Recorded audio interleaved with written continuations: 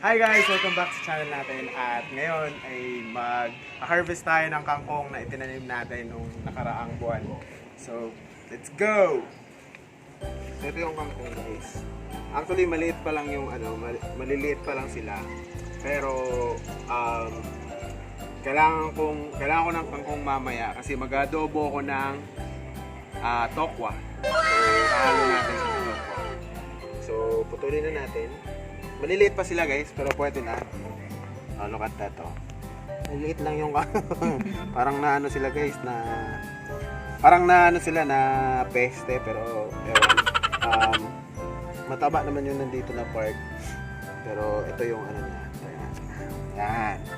So yan siya guys. So maliit pa siya pero pwede nang kainin. So tirahin na natin to, baka tirahin pa ng iba. First harvest. So, first ever harvest ko to guys sa aking mga tinanim-tanim na mga planting. So, ano to? Historic event to ng aking plantito journey. Ayan. So, tinanim nyo naman yung mga kamatis ko guys. So, Wow. kahit mainit, pero lumalaban sila. Laban sila sa buhay. So Never tayo know. laban din. Laban lang din tayo guys. Laban lang tayo guys kasi kailangan natin mabuhay. Yeah! Diba? Okay na to for tokwa, sahog. Hindi naman kailangan marami. Pero ubusin natin to guys, lahat ng mga tumubo dito para magdahon ulit siya. Para magsanga-sanga ulit siya.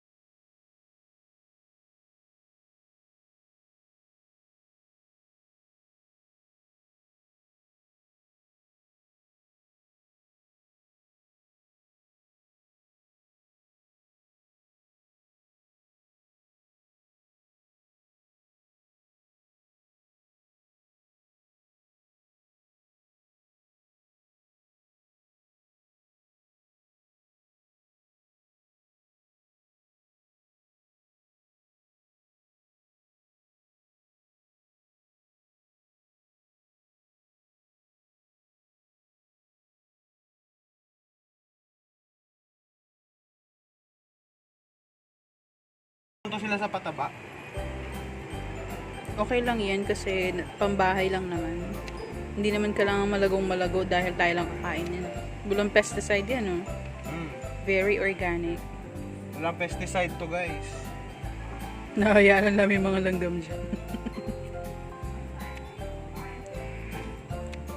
Pag pumunta ka sa mall, bumili ka ng organic, grabe ang mahal. Hindi, may mga naman, mga loam soil.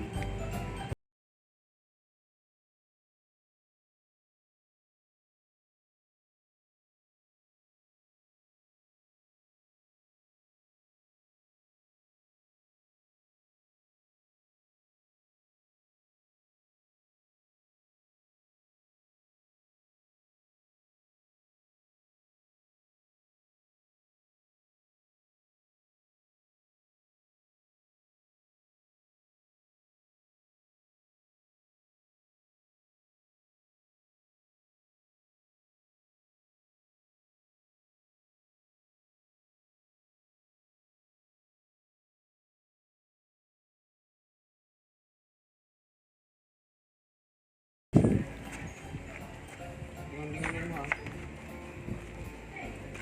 Kukuha na rin tayo ng ano guys, mga kamote. Ito na rin yung kamote na tinanim namin dito kasi may mahaba na dito kaya putulan na natin.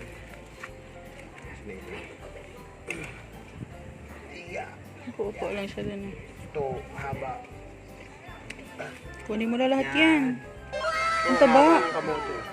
Ang Kamote taba. tops. Ang saya naman. Ay, kasus. Wow.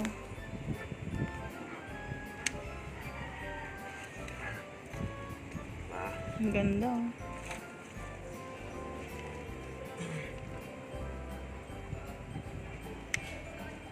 Yan, ito yung advantage sa kamote guys. Once na pinutulan natin sila, lalo silang dumadami.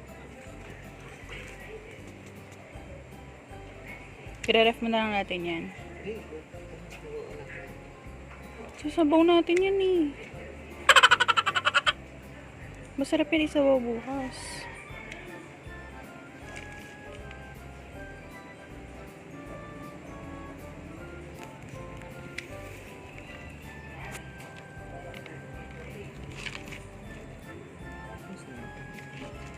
Boy na rin yung malunggay oh. Eee. There's tiny buds. Ayan.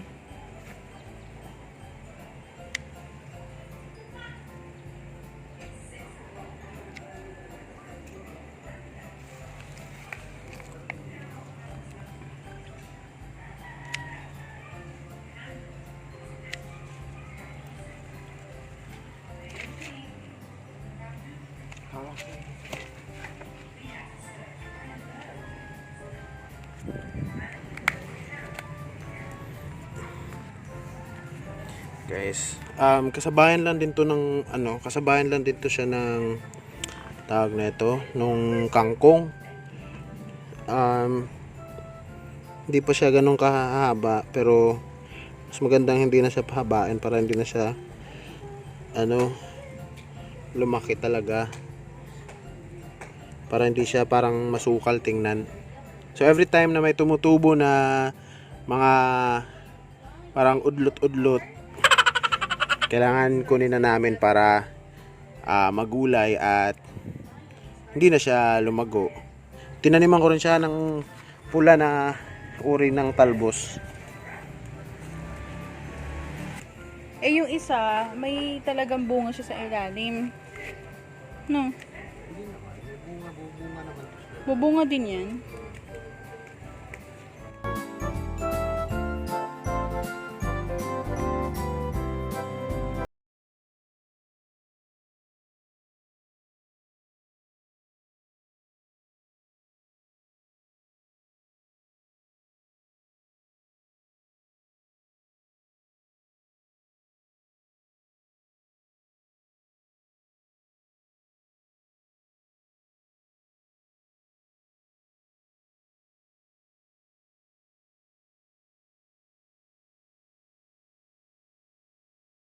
Magtanim ay di biro, maghapong nakayuko, pagka makaupo, di ka rin makatayo. Let's go. Yan guys, yan na yung mga na-harvest natin dun sa ating munting garden. So, himayin na natin siya para lutuin na natin. Let's go!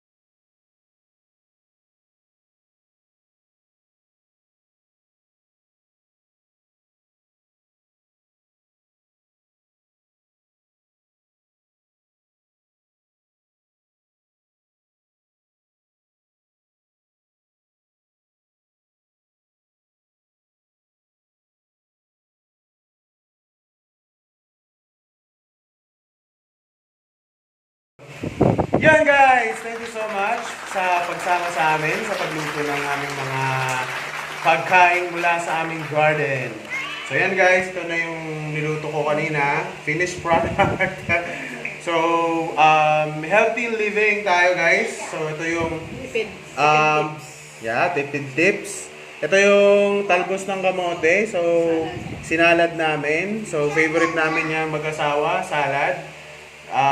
Tapos ito na yung ang tawag ito na yung tofu with kangkong. So, kangkong na galing sa mini garden natin. So, yun. So, yun guys. Tara, kain tayo. Sama kayo sa amin para kumain ng pagkain gulay.